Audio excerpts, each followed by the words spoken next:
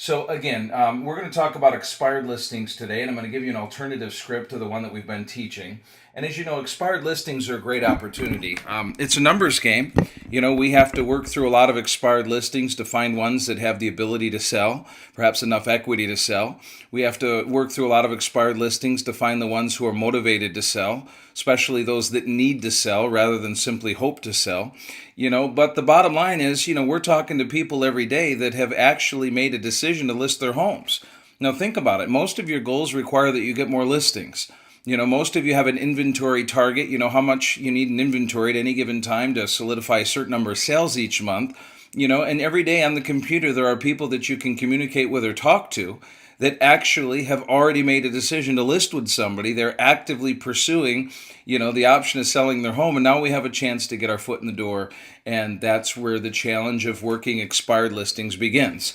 Expired listings are a skill. It's not something that, people are born with the ability to do. And keeping an expired listing on the phone isn't necessarily easy because they're emotional. They've been through a lot. They're getting a lot of phone calls and they really don't know what they're supposed to be looking for. Knowing how to handle some of the objections they give us isn't necessarily easy if you don't know the answers to the objections. And the biggest challenge a lot of our agents have in trying to work with expired listings is their ability to keep them on the phone long enough to get into the dialogue.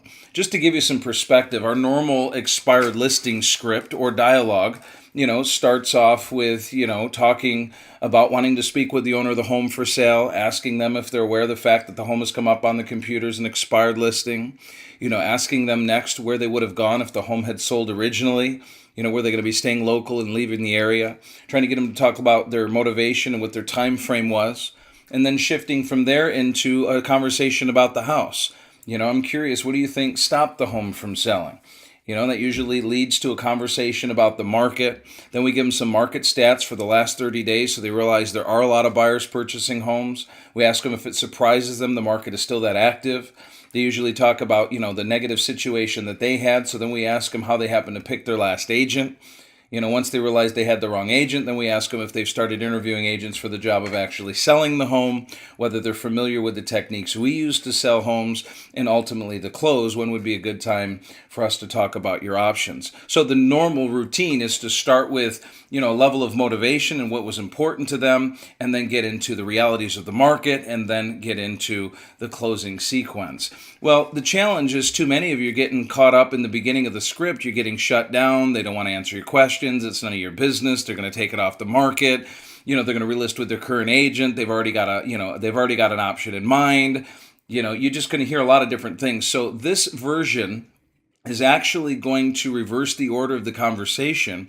And instead of talking about their motivation and why they were moving and where they were going and how soon they wanted to be there and what was important to that about that, at the beginning of the call, we're going to shift that more toward the end of the call, and we're going to get right into the actual conversation about the home first. So the new script, one that is going to be an option for you, it's not replacing the old one as much as it is another option. It's going to sound something like this. Hi, I'm looking for John. Hi, this is John. Well, hi, John. It's Bob Fitzgerald with Fitzgerald Real Estate. Were you aware of the fact that your home has come off the market this morning? Or if it's been in the last couple of days, were you aware of the fact that your home came off the market in the last couple of days? If it come off the market a couple of weeks ago, were you aware of the fact your home came off the market a few weeks ago? And they're always going to say, well, yeah, we're aware of that. We're getting lots of calls. Okay, well, let me ask you this. Did you get the home sold or was it still available? Similar to the question we would ask a for sale by owner. Did you get the home sold or is it still available? In other words, it's off the market. Is that because the home sold or was it still available? Well, no, we didn't sell it, but we're not going to relist it. We're not sure what we're going to do. Or no, it's not sold, but we're going to list it with our current agent. We're going to put it back on the market. Or no, it's not sold, but we're just going to take it off the market, take a break for a while. This is normally where they're going to go in and give you some kind of dialogue about why they're not interested in talking with you. So, were you aware of the fact that your home's come off the market, this morning? Were you aware of the fact that your home came off the market this morning? Well, did you get that listing? Were you able to get that home sold or was it still available? Well, we're not sure what we're going to do. We're probably just going to take a break right now. Okay, so you're thinking you're going to take a break. You're not really sure what you're going to do. You always need to validate and appreciate what they say, kind of get in alignment with them so that, they realize you're not the enemy. It's not you against them. So you're really not sure what you're going to do. You're kind of thinking you might just take a break and see what happens. Yep, obviously, we're just not sure how we're going to handle it from this point forward. But we appreciate your time. Well, again, I appreciate your time as well. I got to tell you, I'm looking at the listing, though. It looks like you have a great home. I'm curious, what do you think stopped the home from selling? So I am going to go immediately into what would be question number 5 from the original script. Rather than talk about where they would have gone if the home had sold right up front, I'm going to, get them to acknowledge the home has come off the market. I'm going to ask them if it's still available or whether or not they got it sold. And then I'm going to ask them, what do they think stopped the home from selling? I want to get them talking about the property. And that's the point where they'll normally talk about the price, or they'll talk about the market, or they'll talk about the lack of activity. So then I'm going to go right into what is originally question number 6, but now it's going to be at the top, and say, well, John, I appreciate, the fact that the market has changed, but the reality is in the last 30 days alone, there were over 6,000 buyers, right here in Toronto that purchased a home. Does it surprise you the market is still that active? In the last 30 days alone, right here in, Richmond, there were still over 1,000 buyers that purchased a home. I mean, does it surprise you the market is still that active? I'm going to get them talking a little bit about the fact that, their market may have shifted. There may be a lot of inventory. They may have had a negative experience, but the bottom line is there's still a ton of buyers that are purchasing homes.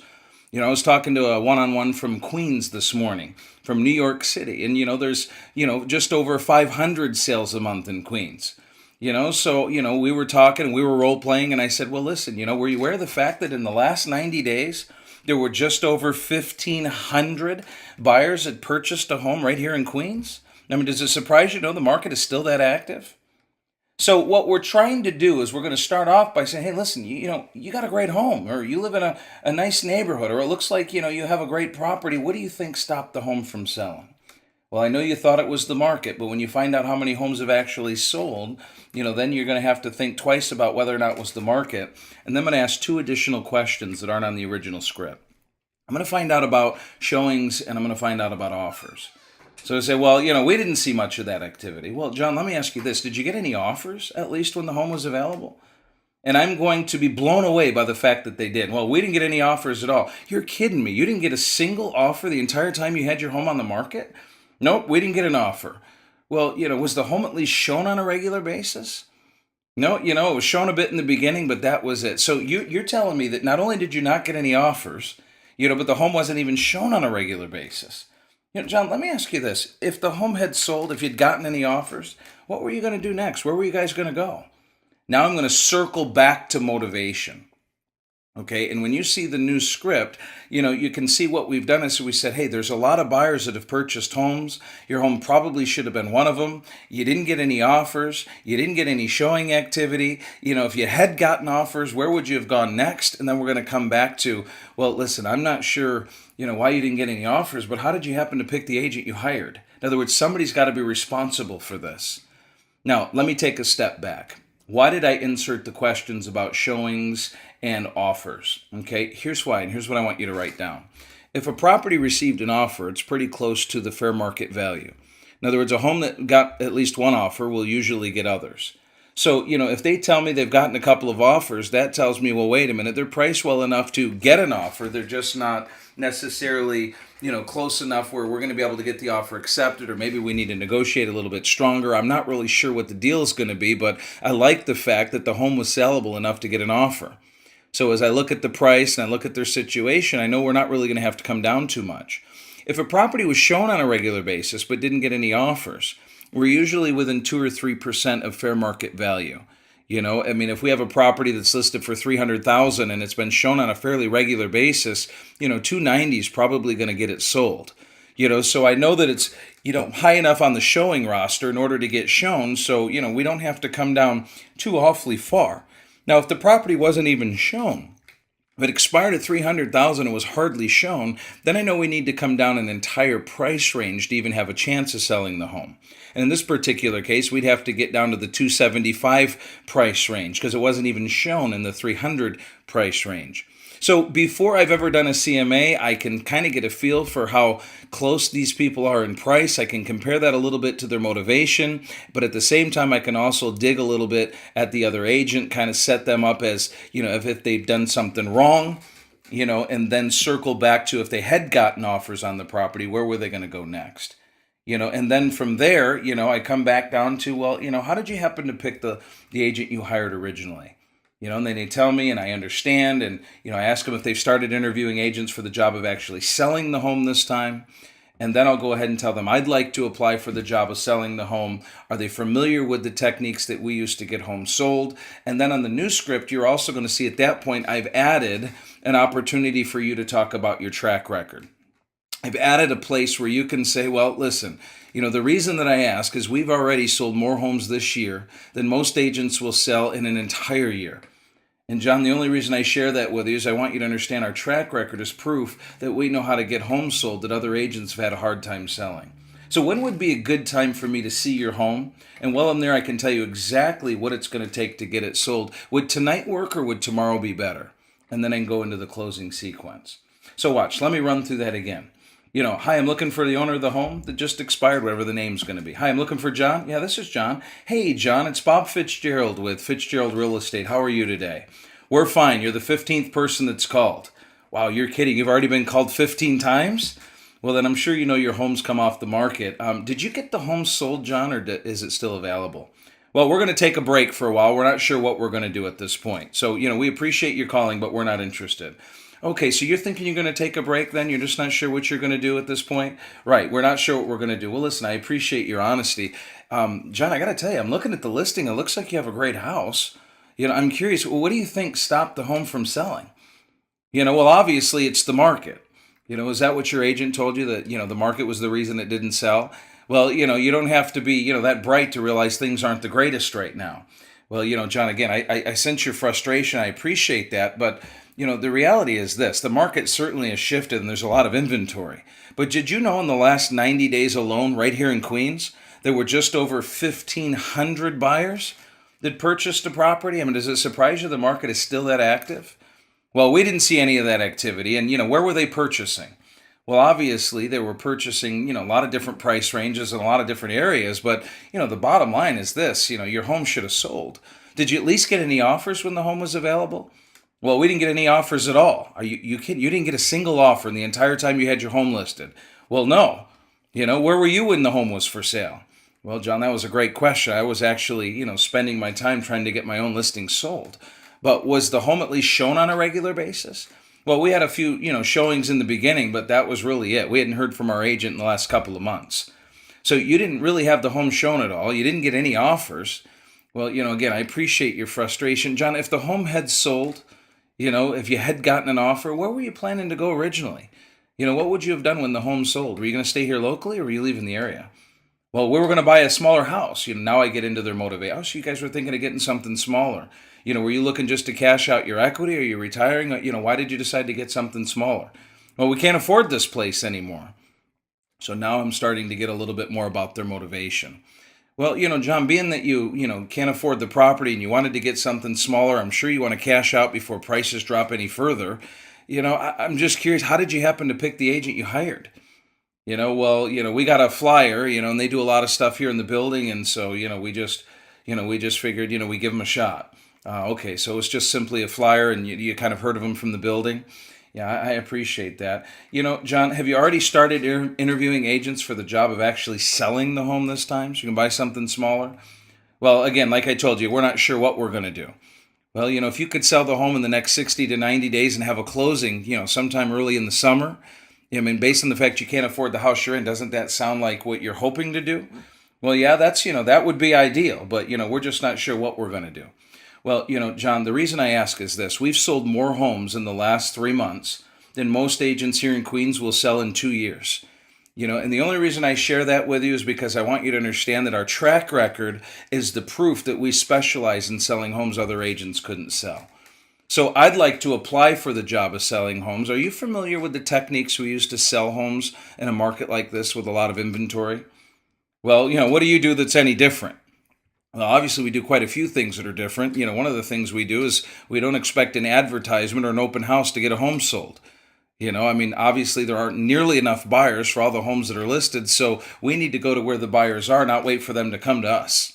When would be a good time, John, for me to take a look at your home, tell you exactly what it'll take to get it sold, and show you what it would take to get offers and actually have a closing sometime early in the summer? Would tonight work, or would tomorrow be better? And from that point forward, I am just going to go ahead and start handling objections. So what I'm really trying to do here is I'm trying to give you an option. If you're having trouble getting them into a conversation because the original script, whether it's mine or Mike Ferry's or a few other, agents that have expired scripts, trainers that have expired scripts where we start off with motivation. If the original script is challenging to you because you're not skilled enough in validating and appreciating and aligning or getting in rapport with somebody to get them talking about where they want to go, then get them talking about their home. Get them talking about the market. Get them talking about their experience, whether they had showings, whether they had offers.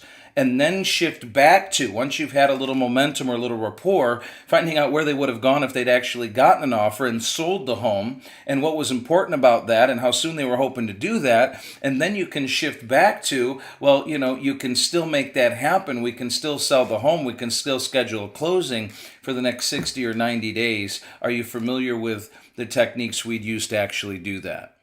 So I am going to go ahead and make the script available. I'm going to send this audio to everybody. It's pretty simple, along with the script. And, if you choose to, try this approach, well, the reality is it's the exact same information that you would have used with the original script. The bottom line is this, scripts are words, but really what they are is a message. And the message was, if you really wanted to move, there were plenty of buyers and you should have moved. There are going to be plenty of buyers, so you still can. You just need to understand how to choose the right agent. So whether I come into whether or not they wanted to move up front and then moved into the market and then moved into the right agent, or whether I come into the house first and talk about the market, go back to where they would have gone, and then come at why I'm the right agent, somebody will send me a script where you talk about being the right agent first. Listen, John, I know that you get a lot of phone calls. I know I'm probably the 15th or 20th person that's called already. And before you get frustrated because I'm just another caller, I need you to know that I specialize in selling homes other agents couldn't sell. I've already sold more homes this year than most agents will sell in a 2-year period right here in Detroit. And the only reason I share that with you is because I know you're getting a lot of calls and I want to make sure that you talk to me, because I had a few questions I wanted to ask you. First of all, it looks like you have a great home. What do you think stopped the home from selling? I'm curious. I can go into the script if I want to. My point being is some of you will go talk about yourselves first, and then the market, and then their motivation. Or talk about yourselves, and then their motivation, and then the market. The reality is it doesn't matter how you go about doing it. What you need to do is make sure you keep people on the phone and then talk to enough people to find somebody that's motivated. So why do I share that with you? Because I want you to get over the fact that you have to do it exactly the way I tell you to do it. And I want you to start realizing, there's a message that you're trying to convey. And if a person receives the message because their level of motivation was genuine, all you're doing is getting through a few layers of resistance and then explaining, why it can still be a good situation for them. And then a little bit about why you're not just another voice on the other end of the phone and you have an opportunity to set an appointment. So I wanted to share that with you. I know a lot of you work in expired listings right now. For a handful of you, this might be a better approach. Work with it, make money with it, enjoy it, and we'll see you guys next week. Bye-bye.